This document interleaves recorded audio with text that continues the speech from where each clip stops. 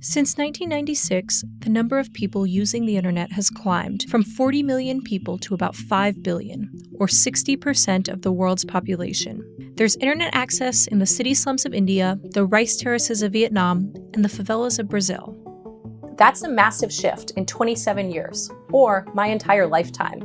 Venture capitalist Paul Graham recently asked on Twitter, what if 36 million people use now that eventually 5 billion will? Here are my predictions for 5 technologies that could overtake the world by 2050, possibly changing the way we live just as profoundly as the internet did, and solving some of our most vexing problems. Which almost always happens through creativity and innovation, not through regulation or government spending.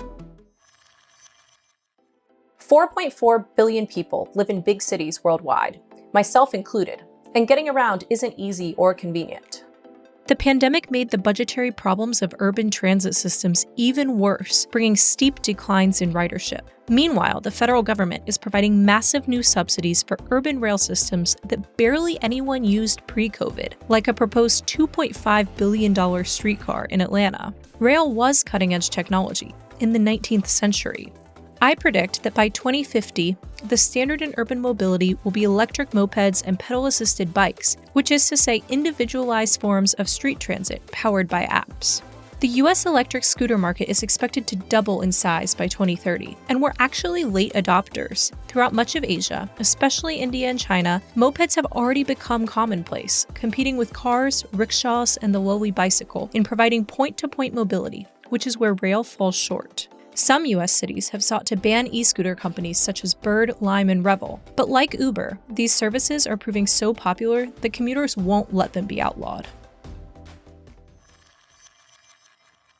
Since Jeff Bezos unveiled plans for delivery drones a decade ago, progress has been slow. Today, there are only a few thousand delivery robots currently operating in the US.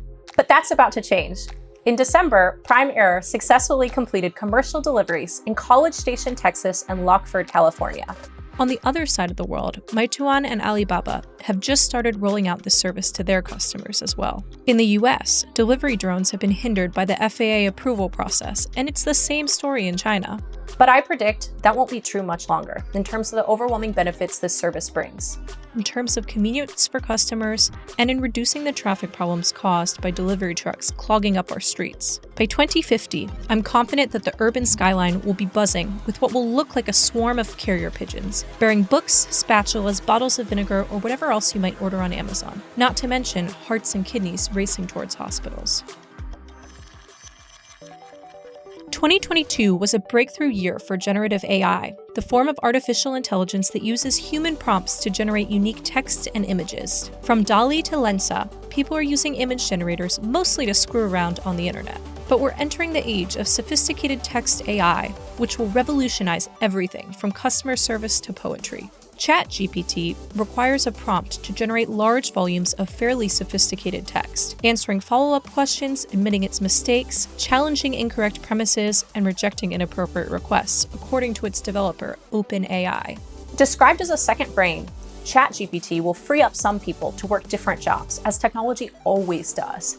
But it'll allow other people to do the same work more productively. Why spend hours researching the technologies described in this video when you could just let ChatGPT generate a personalized report? ChatGPT could write the first draft of a professor's syllabus, suggest storylines for a TV show, craft portions of a journalist's article, or create website copy describing a product for sale. Language AI will change how we do our jobs in much the same way search did. When factory farming first began in the 1920s, it was designed to minimize costs while maximizing production. Animal welfare be damned. But now that scientists can grow meat in labs, there's less reason to inflict suffering on the 50 billion chickens and 300 million cows we raise and kill for food each year. I personally find plant-based substitutes like the Impossible Burger and Beyond Burger disgusting.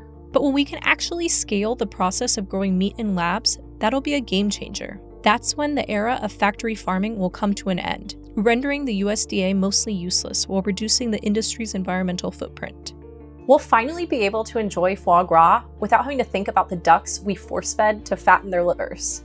I bet there will always be some demand for actual meat, just as there are upscale buildings with elevator operators, and you can still take a horse and carriage ride in Central Park.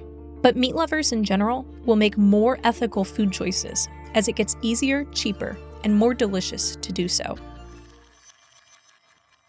When Fitbit trackers debuted in 2009, they allowed people for the first time to track their movement with a simple black wristband. Of course, the concept of the pedometer is an old one. There was actually a big step-counting craze in 1960s Japan. But the Fitbit ushered in the modern-day trend of using wearables to learn about your own individual health data, whether it be step counting, sleep tracking, or continuous glucose monitoring.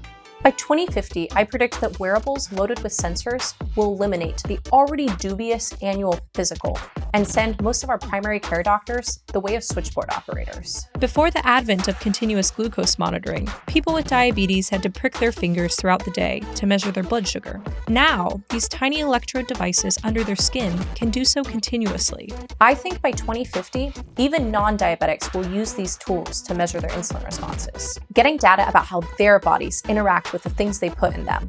A business idea that's already in the works.